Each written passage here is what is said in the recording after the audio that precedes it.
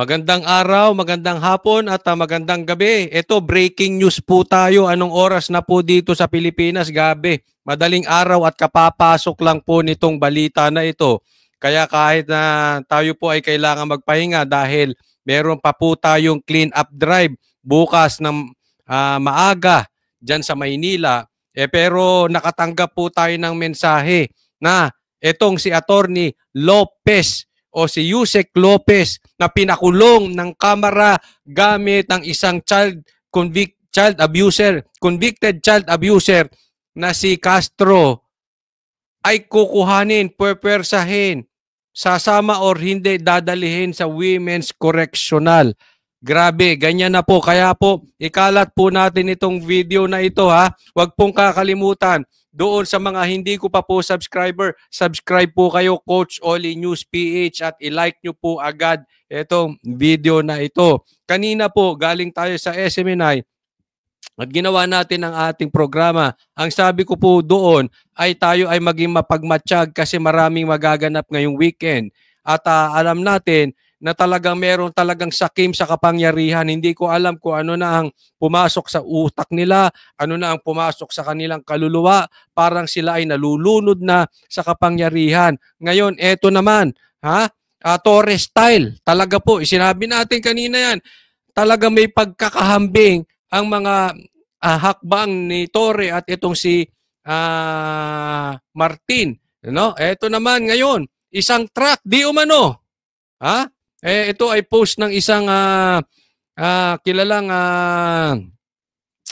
political vlogger at ito po ay meron din tayong natanggap na sulat na ngayon ay andyan na po ang mga pulis at pakukuha na po si Attorney Lopez para ilipat sa Women's Correctional. Grabe, ipakukulong, talagang ihihiwalay kay BP Sara etong si Attorney Lopez. So pasok na po tayo again diretso tayo sa balita kasi po kay Coach Oli, ang balita ang bida. Bida ang balita. Okay, subscribe po tayo. Eto na po. Eto. Tingnan po natin mabuti ha. Ito po yung ating natanggap na sulat. Okay? Galing po sa HOR o House of Representatives dyan sa Quezon City, 19th Congress, 3rd Regular Session. Okay? Hindi na po natin babasahin lahat Okay? Dito na po tayo sa bandang dulo. So, screenshot nyo na lang para tayo mabilis. At makapagmatsyag ang taong bayan, ikalat po natin ito. Dapat po ay nakabantay tayo. Mangyayari ito ngayong madaling araw. Alam naman natin, tulog ang mga Pilipino. Naku, magugulat sila pagkagising. Kaya kailangan po maikalat to agad-agad. Gisingin po natin ang ating mga kamag-anak. Having considered your report and recommendation, here to attach the Committee on Good Government and Public Accountability in its special meeting held on November 20, 2024. Ayan yan, dire-diretso na lang, okay? Unanimously approved the transfer of the detention of Attorney Zulaika T. Lopez from the House of Representatives to the Women's Correctional Facility, Mandaluyong City. Talagang ikukulong. Ano ba? Tamba? Paano ka na ba talaga, Martin? Ikaw ba ay talagang nalunod na sa iyong pangarap? Tapat ka nga tawaging tambaluslos. Sabi nila, ang ibig sabihin ng tambaluslos, yung kukuhanin mo yung pangarap mo sa kahit anong pamaraan, sa kahit na maling pamaraan. Tila, di umano, ito'y nalulunod na sa kapangyarihan.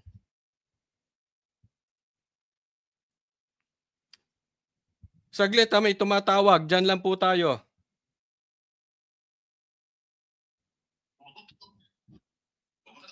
Wait lang, wait po. Naka-live ako. Wait lang ha. Ito po at yung Banateros po nag-uusap-usap na no. But ito pa. Nalunod na po talaga sa kapangyarihan itong mga bata ni Martin. So ordered witness our hands the seal of the House of Representatives of the Republic of the Philippines, Quezon City. Okay, sa madaling salita, ipakukuha sa House si Atty. Lopez dadalhin sa Women's Correctional. Talagang ayaw nila pagtagpuin si BP Sara at saka ito. So, ito po ay talagang hindi natin masisisi ang taong bayan kasi ang dami pong nagbe-mensahe sa atin at ito po ang ginawa ni Torre dyan sa KOJC. Pansinin nyo ha, ang problema nila, sabi nila yung security ni BP Sara. And yet, kaya nila magpadala ng maraming pulis dyan. Isang truck daw ng pulis, dadalahin dyan. Ano nang nangyari? Di ba? Para ano? Pagka gusto nila, merong paraan. Pag ayaw nila, gagawin nilang excuse. Hindi po security. Kaya ayaw nyo dyan si BP Sara. Dahil kayo po ay takot sa kung ano man ang magiging damdamin ng Pilipino. Kaya pilit nyo pinaghihiwalay. At ikukulong nyo? Saan nyo dadalhin? Hindi naman ata tama yan. Nasa batas pa ba yan na pwede nyong ilipat? Kinontempt nyo lang yan Wala kayong karapatan para ilipat yan si Atty. Lopez. Wala na sa batas yan. Hindi na kayo dumadaan sa due process. At ang balita ay padadampot sa pulis, di ba? So, ano na ito? Martial law tayo? Ganyan po ginawa sa KOJC, di ba?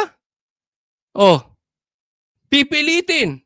Kahit sa alam nilang mali, dahil maraming pulis, paano ka tatanggi? Wala ka nang magagawa dyan. Magulo po ito.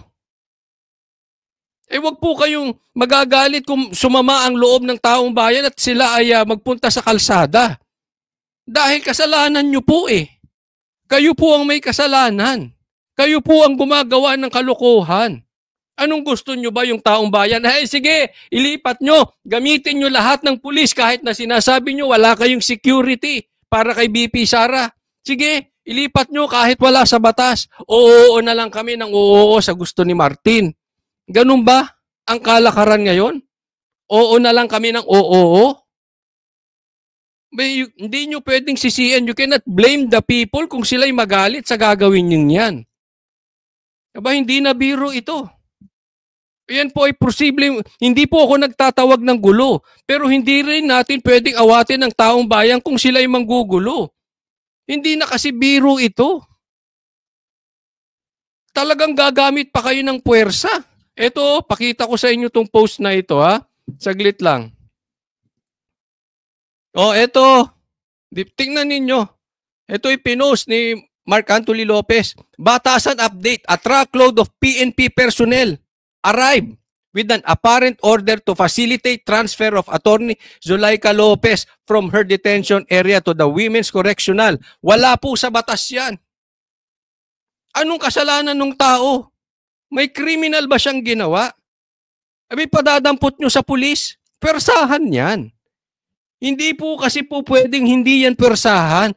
Kung totoo itong sinasabi ni Mark Anthony Lopez at sa tingin ko ito'y nagsasabi ng totoo dahil umiikot na po itong message na ito. Even yung letter na pinakita ko, umiikot na po sa mainstream, umiikot na po sa amin. Ito po nagtatawagan na nga Kayo, ano pa inaantay natin? Tingnan ninyo, persahan yan. Bakit kailangan ng truckload of PNP personnel? Ang kukuhanin nyo, babae. Ibig sabihin, alam ninyo, mali yung inyong gagawin. Kasi kung yan ay illegal, wala kayong problema. Matindi talaga. Nasunog na ata ito si Nasunog na ata ito talaga si Tamba. Martin, ano ba? Gumising ka. Alam mo, ito masakit sa atin Dahil sa pangarap ng isang tao, nagugulo ang buong Pilipinas. Nang dahil sa'yo, nagkakaproblema tayo. Nawawala na ang pera ng taong bayan na supposedly ito ay para sa infrastructure. Saan natin dadalahin? Sa flood control at saka sa ayuda.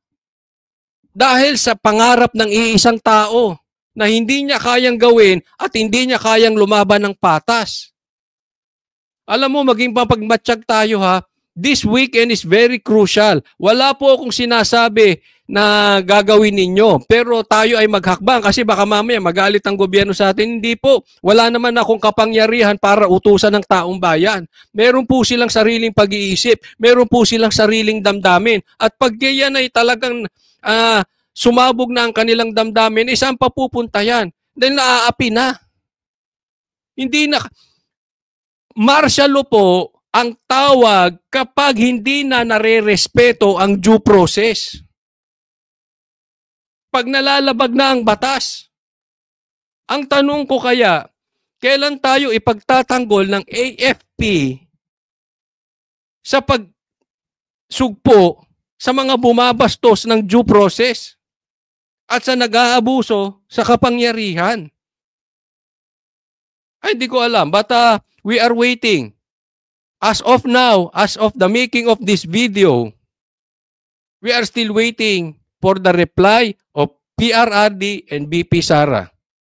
Tingnan natin. And wag po kayong bibitaw. Wag po kayong matutulog. Kailangan tayong magmatsyag. Grabe. Gagawin talaga nila ito sa madaling araw. Pwede namang kanina.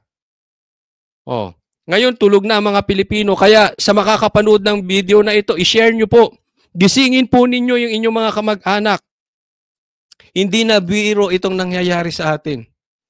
Ako'y naaalala ko yung nangyari po nung sinugod ng libo-libong pulis ang KOJC. Ito ang pakiramdam. Parang wala ka nang magagawa. Wala kayong magagawa. Parang ganyan ang gusto. Wala kayong magagawa. Kami nasa kapangyarihan. Kami ang may dala ng armas. Marami kami. Wala kayong magagawa. Kaya kayo dyan, manahimik kayo, sumunod kayo sa gusto namin. Pag sinabi namin umuo kayo. Pag sinabi namin hindi kayo. Pag sinabi namin umupo kayo. Ganyan na pong nangyayari.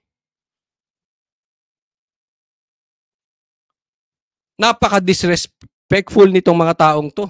Bastos! Hindi po natin sinisisi yung pulis kasi sila'y sumusunod lang. Ang may kasalanan dito yung kanilang mga amo. So don't forget makibalita po and share this video. Maraming salamat po para sa Diyos at Pilipinas nating mahal. God bless everyone. Thank you.